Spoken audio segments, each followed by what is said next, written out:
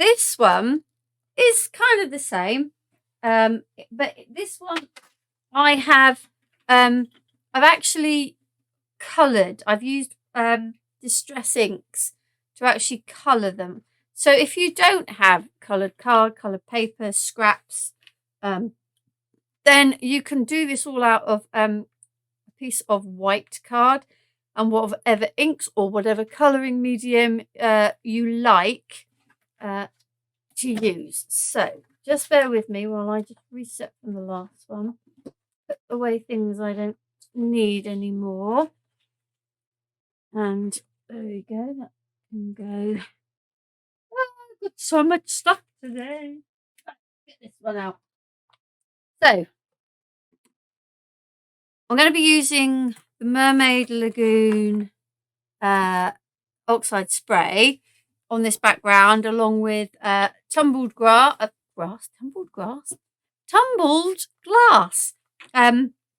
Oxide, and that's to create the background. And then I have a whole kind of. Now these are just ones I picked out just for a range of colours. You might want to use other colours, or you might not even want to use inks. You could use, you know, if you've got a watercolour box or whatever. But that's what I have used to create this one here. And let's just grab everything I need. So I've already got my base card, and then my mats and layers, and then this is ready for my inky background. And that's what we're going to start with. Let's move that out the way and get my piece ready for inking. Now I'm going to check this time that I have cut it to the right side, so this is the actual size. Now I'm going to get my brush for my tumbled glass. Let's use this one. Let's have a look. Yeah, it'll do. And you can probably see there's lots of white space because I haven't what's the word? Yeah, I didn't blend it really. I just applied it, if you like, and I wasn't too bothered because I kind of wanted that more pale effect. So literally I'm doing this. Like see, I'm not bothered if I've got white bits. It is what it is. It's not, I'm not trying to completely cover. I'm just adding bits.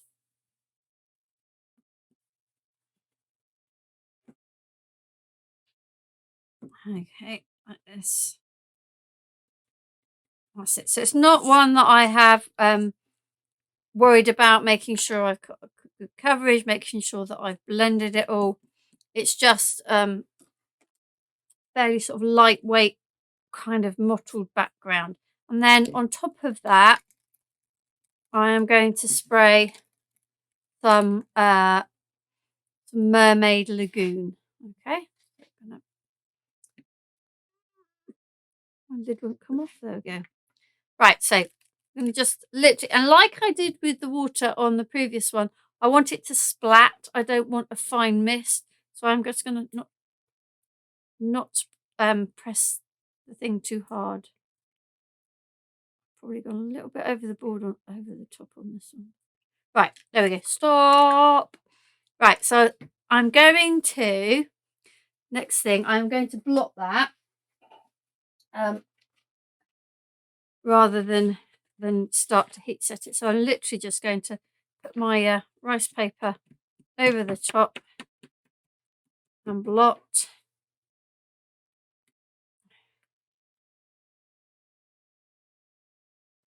And then I'm going to put that to the side to dry off more.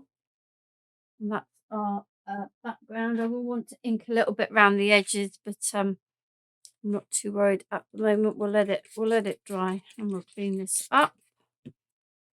Same bit of rice paper. This is going to be quite a nice sort of purpley, a bit of yellow on there as well. It's going to be quite a nice background. Okay, so that's our background started. Not quite finished, but started. Let's move those to the side. And then I'm going to get a piece of white card. Just going to grab a bit of kitchen roll to just give that a wipe over.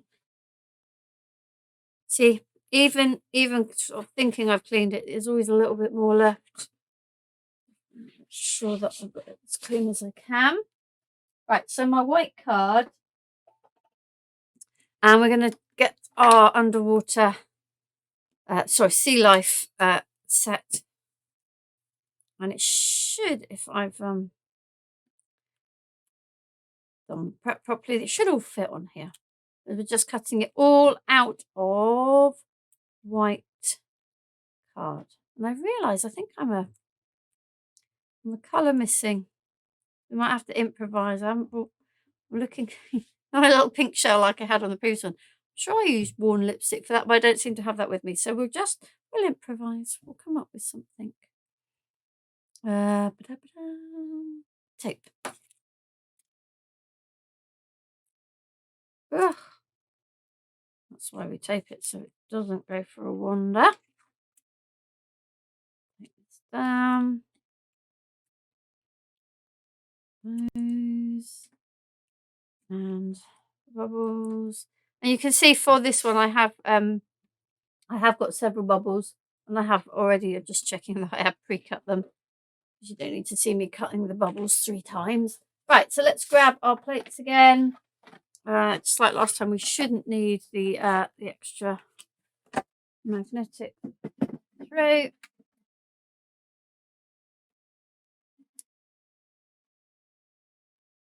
So like I said, this is one you can use whatever colouring medium you like. And and it also means you're not restricted by the colours you've got in your scrap box. So let's just check that these have all cut. Yeah, no, I think it's got caught on the side. Can you see it's just not quite cut there? I think what I've done is it's slipped to the side. So let's put it that way. And we'll go for one more. I'd rather put it through a second time and make sure it's cut than sit and try and cut it with a knife or with a pair of scissors, or because it's a lot less stressful. Just running it through again. Let's see. There we go. Now we're good. There's our shell. Starfish.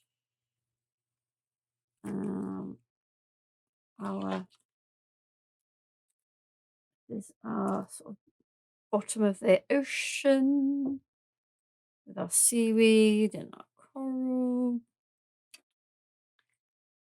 Bubbles. I'll pop those out in a minute. Oh, no pun intended with the bubbles. Pop them out. Right, 1, 1, 2. I'm missing a fish. Oh no, he's there. 3 fish. Okay, let's just put those back. I do particularly like with little dies to make sure that I am putting them back on a magnetic sheet. They are small. They are easy to lose. And if you lose them, they're then not that easy to find because they fall into your rubbish bin or something, and they're really not that easy to retrieve. So have I got everything? I've got that, and I've got my fish, I've got my bubbles. Yay! Right. Let's put these on there, and that on. There's everything. No, the bubbles. Let's get the bubbles out of the die.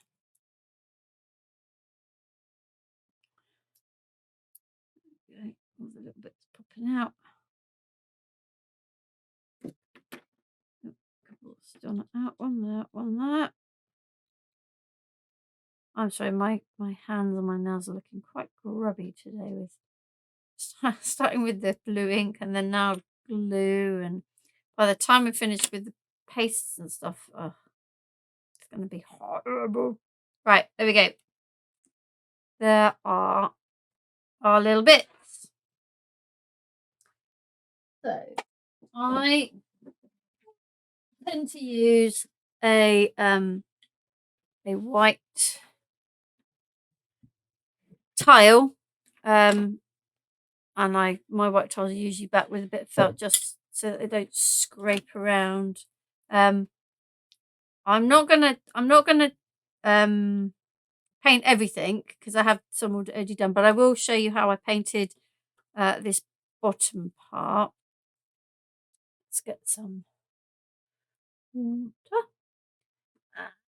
You don't need too fine a brush for this because you're sort of going off onto here, so it's not a huge issue. So I used, for the sand, I used scattered straw. I'm going to do that one down here because I used a lot of scattered straw. It was going back over it. So we'll get that on, not too much water, enough to get the ink moving on here.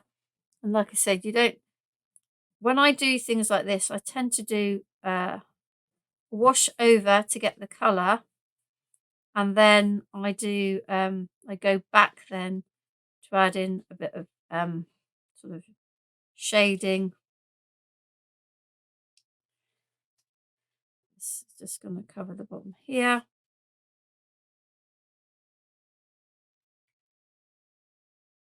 And then I'm just going to put a darker line. Oops, it seems to have lots of bits. There's probably lots of bits on my my mat that I'm picking up. I'm going to get some more. I want some that's slightly less diluted, so I can go darker, sort of under where the seaweed and the coral is. So again, under here.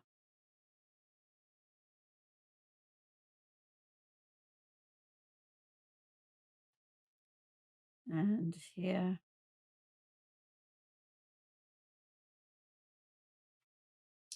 And then sort of use to sort of create the illusion of a depth here.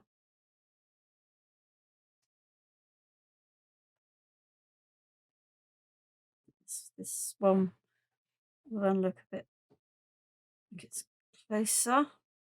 And again up here under.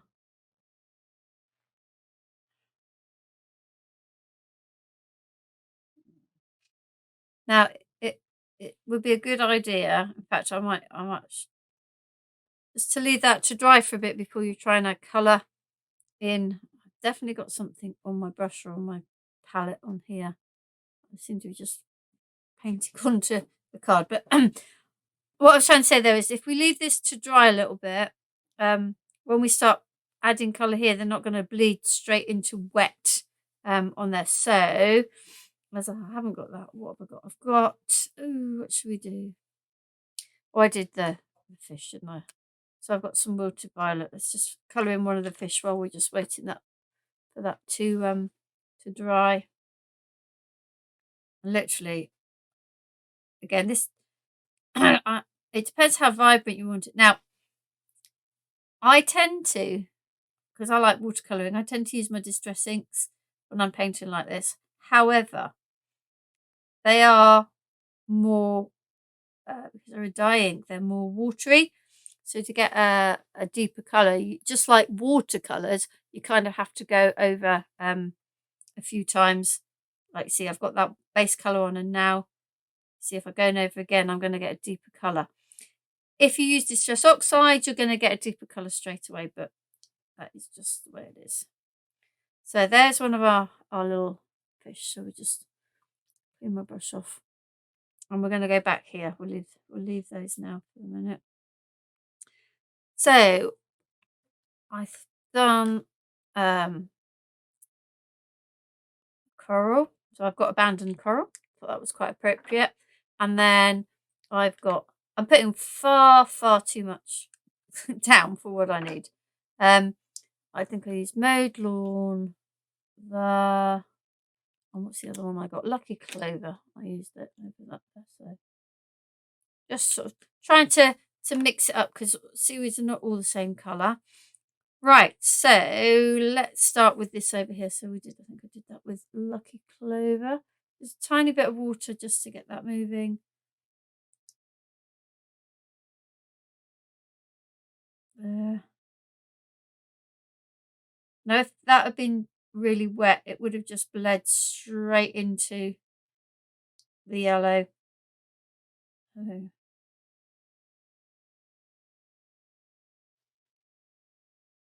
This is, again, you can go back over these several times to sort of deepen the colour. So that's those. Oh, I missed one. Clean my brush and I missed one. Bit more colour on there. So sort of you can see that this one, I say this, you could do this card like we did the previous card, which was just to die cut out of coloured paper. You could do the previous card like this one, and that, you know, with actually colouring the bits in. It's a case of what you want to do, what you've got time to do. It's all about choice, but you know, it's what you fancy. There. And then here, like I say, even though these bits are small, you don't need a small brush. In fact, a bigger brush is better because it literally just goes over the top. With a small brush, you'd be there forever. Okay, let's just clean that off. Oh, let's do this next one, Twisted Citron. I think I used Crushed Olive looking at it last time, but I've got that one with me, so we'll go with a really bright Twisted Citron. That's nice. It's like sea lettuce. Sort of real sort of bright green.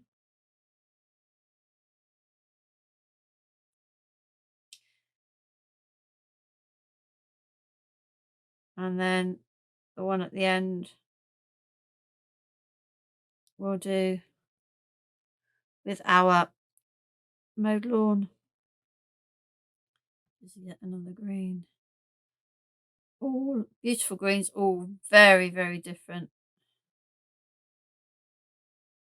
There you go. So, and then just like I did the fish, you can go on and paint the rest of the bits. I'm not, because, you know, you don't really need to see me painting tons and tons and tons of things. So I'm going to move my palette out the way. And I'm just going to, with my ink, if you just swipe up those bits I've done there.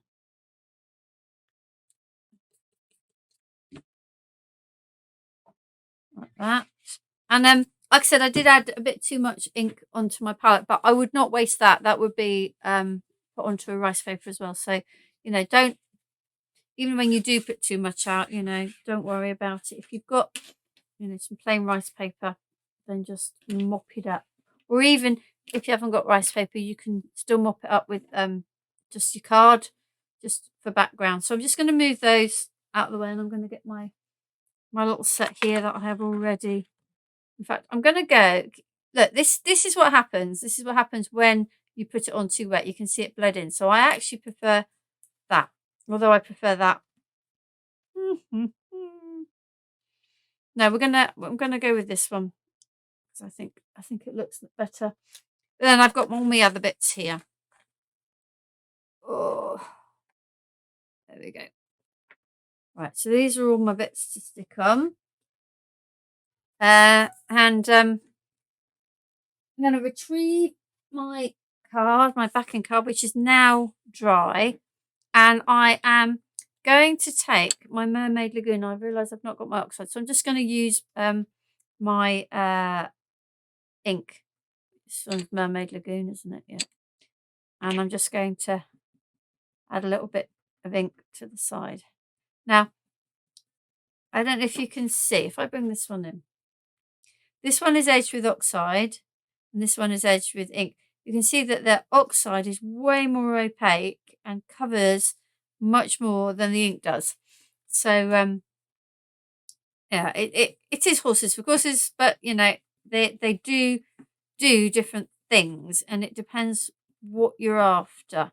I like my inks for painting with and for stamping with, and I like my oxides for blending with, for backgrounds, and also for stamping on backgrounds. I like I think they both have their place, and what I also like is that the whole of the collection ties together. So, you know, with the sprays and the inks and the oxides, you know you're getting the same colours, so you can mix and match all your mediums. Right, let's clean that with some water.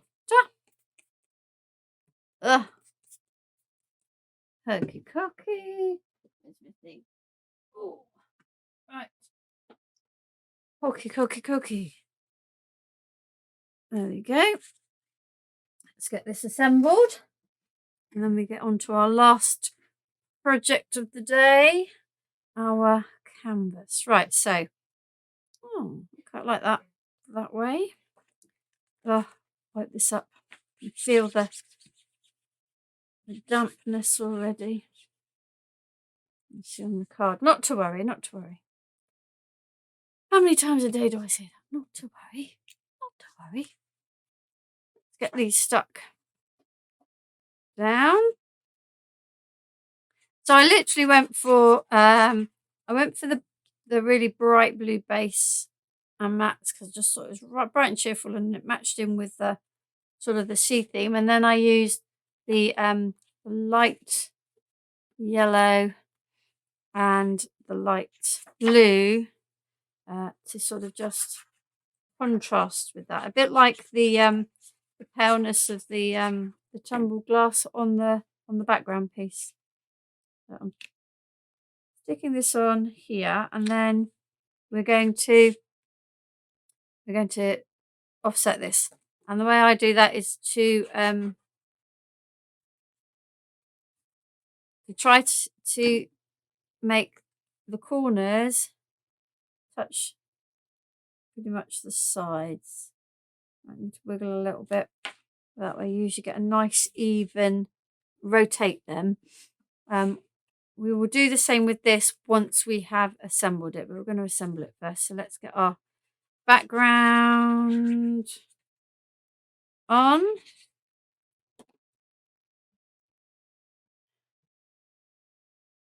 Okay, and then we'll put our bottom of our ocean on. I'm just buffing with that a little bit, so that will sit on there. And then I put, there we go. There's my tweezers.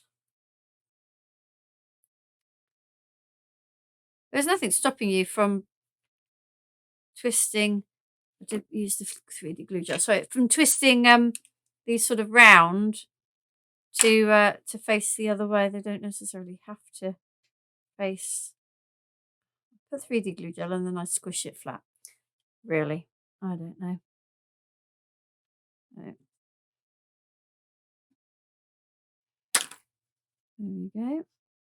There's our little sharks. And then the fish, I'm also going to 3D. 1, 2, 3. You can see I did go over the fish several times with the wilted violet to really make them quite vibrant. There. Just realised that I must have 3D'd this as well because I've got some bits behind. But it's not the end of the world. Let's put a little bit of this on and put this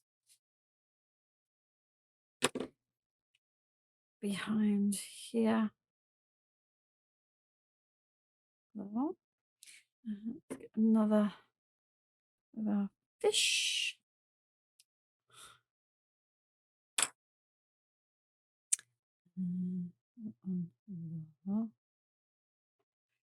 I mean, you could cut these out multiple times and have a, you know, loads of fish, loads of shark, loads of the seashells, much as you want, really. It's entirely up to you.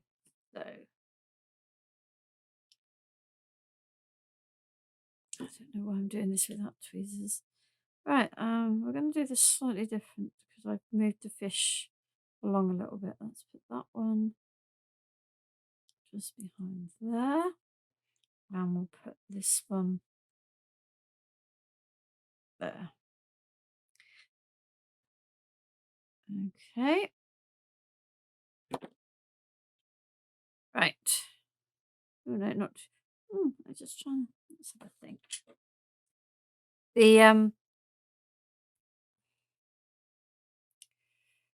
I'm going to put that on.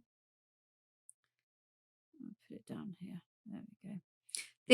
The sentiment is just from printed out on my computer and cut with a circle die. Felt it would. I don't know why I'm doing that, but let's do it anyway. It's because I'm talking and I'm not thinking. So a little oyster shell down in that little gap there. Our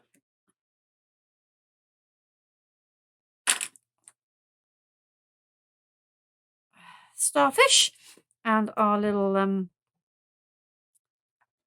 whelk shell there.